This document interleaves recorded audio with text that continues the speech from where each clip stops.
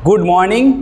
आप सभी को इस वीडियो के माध्यम से हम बताने वाले हैं कि अब कोई भी मंत्री, चाहे वो मुख्यमंत्री हो या प्रधानमंत्री हो, किसी भी प्रकार के खेल अब जेल से नहीं खेलेंगे।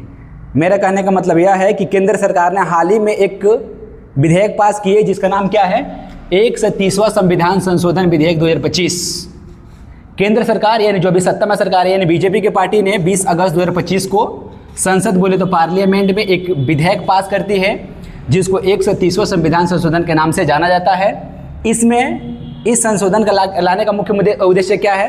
तो इस संशोधन का लाने का मुख्य उद्देश्य यही है कि अब कोई भी, चाहे राज्य का मंत्री हो या केंद्र का मंत्री हो, राज्य के मंत्री में जैसे मुख्यमंत्री हो गए या केंद्र के मंत्री में जैसे प्रधानमंत्री हो गए, यदि किसी प्रकार के इन पे गंभीर आरोप है या किसी प्रकार के इन्होंने देश के साथ या राज्य के साथ फ्रॉड किया है या किसी प्रकार के इनके ऊपर FIR दर्ज है, मुकदमे दर्ज है जिसमें इनको बताया जाता है कि 5 साल तक इनको सजा होने वाली है, तो अब इन सभी मंत्रियों की कुर्सी जो है ना वो ख़त्म हो जाएगी और इन सभी को अपने पद से इस्तीफा देना पड़ेगा। तो चलिए समझते हैं इस वीडियो के माध्यम से कि ये बिल क्या है, ये विधेयक क्यों लाया गया है, आखिर क्यों इसका ज़रूरत पड़ा, तो हम समझते हैं। 130वां संविधान संशोधन विधेयक जो है 2025, इसको पारित कब किया गया? 20 अगस्त 2025 को संसद बोले तो पार्लियामेंट में। लाने वाली पार्टी कौन है? जो अभी सत्ता में कौन है? बीजेपी की सरकार है। तो बीजेपी की सरकार ने पेश किया है इसको, अब ये लागू हुआ नहीं है। इसमें मुख्य प्रावधान क्या है? तो इसमें मुख्य प्रावधान क्या है? तो इसमें अनुच्छेद 75 यानी आर्टिकल 75 में संशोधन करने की बात की गई है। आर्टिकल 75 जो होता है यह केंद्रीय मंत्रिमंडल और प्रधानमंत्री से क्या है, रिलेटेड होता है। यानी आर्टिकल 75 जो है, अनुच्छेद 75 जो है, इसमें केंद्र के मंत्रियों का जिक्र किया जाता है। तो इसी में संशोधन किया जाएगा और बताया जाएगा कि यदि केंद्र के कोई मंत्री जैसे प्रधानमंत्री या कोई और मंत्रिमंडल जो केंद्र की हो, यदि इन पे किसी प्रकार के गंभीर आरोप है या इन लोगों ने किसी प्रकार का फ्रॉडिंग की है या इन पे कोई आपराधिक मुकदमा दर्ज है जिसमें 5 साल तक कम से कम इनकी सजा होने वाली है, तो इनकी सदस्यता क्या होगी? खत्म हो जाएगी या इनके जो पद जो होंगे क्या होंगे? खत्म हो जाएंगे। समझते हैं, जैसे कि केंद्र का कोई मंत्री है, जैसे प्रधानमंत्री हो गए, इन पे कोई क्या है, इन्होंने किसी प्रकार का घोटाला किया है, इन्होंने किसी प्रकार का घोटाला किया है, घोटाला या फ्रॉड या स्कैम किया है जिसमें ऐसा मालूम चलता है कि प्रधानमंत्री को कम से कम 5 साल तक सजा होने वाली है।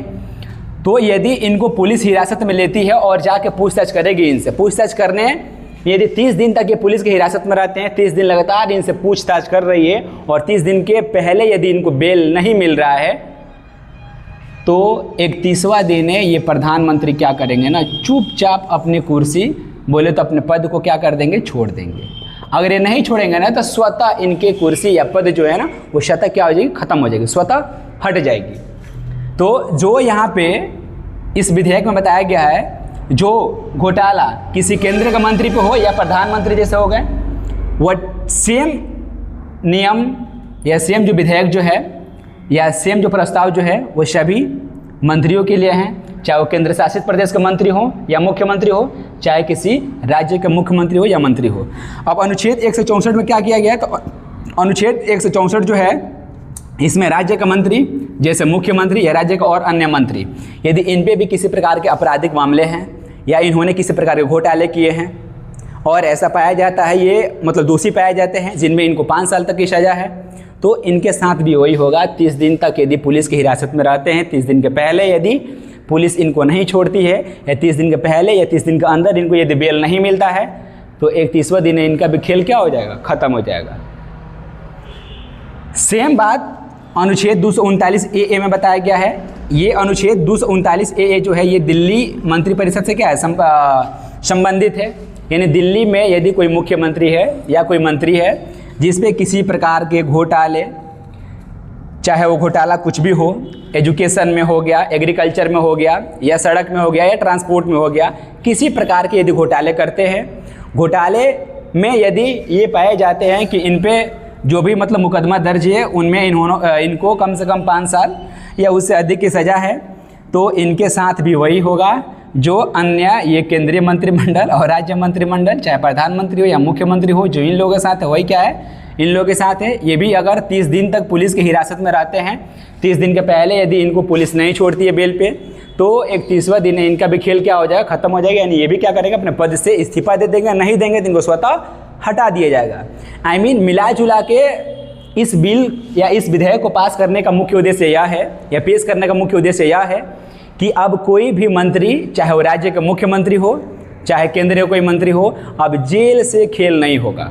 आए दिन आप लोगों ने देखा ना, बहुत ऐसे स्टेट में कुछ मुख्यमंत्री जिन्होंने पुलिस की हिरासत में थे, उन लोगों ने जेल में भी रहा, लेकिन जेल से ही ये सरकार बोले तो सत्ता को ऑपरेट कर रहे थे। तो ये सब जो भी समस्या है ना कि हम जेल में भी रहेंगे और उसके बाद से सत्ता भी चलाएंगे, ये वाला कहानी यदि यह बिल पास हो जा रहा है, ये वाला कहानी पूरी तरह से क्या होगा, ख़त्म हो जाएगा।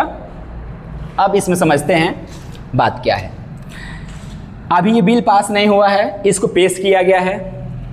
अब इस पे क्या होगा, जेपीसी को भेजा गया है। ये जेपीसी बोले तो ज्वाइंट पार्लियामेंट्री और कमेटी।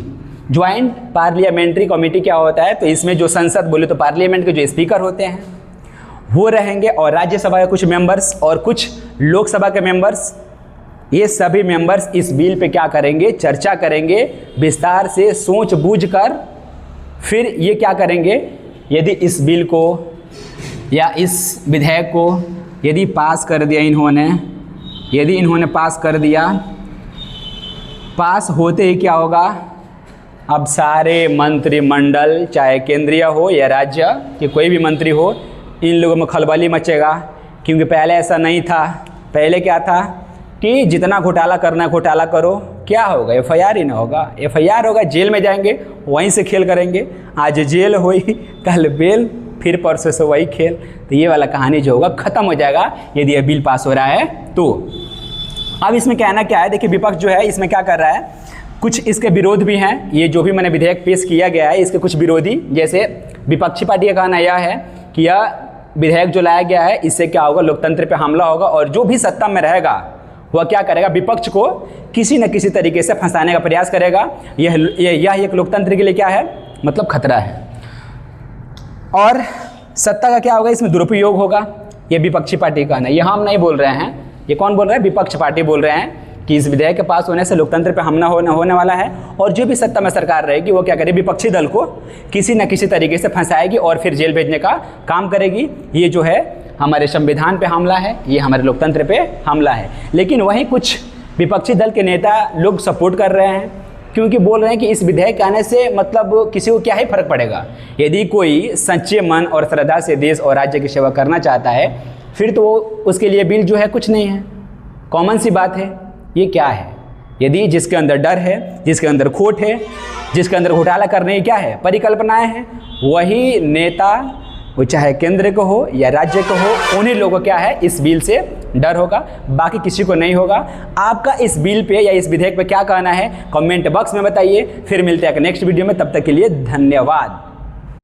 हर मुश्किल को पार करेंगे, राह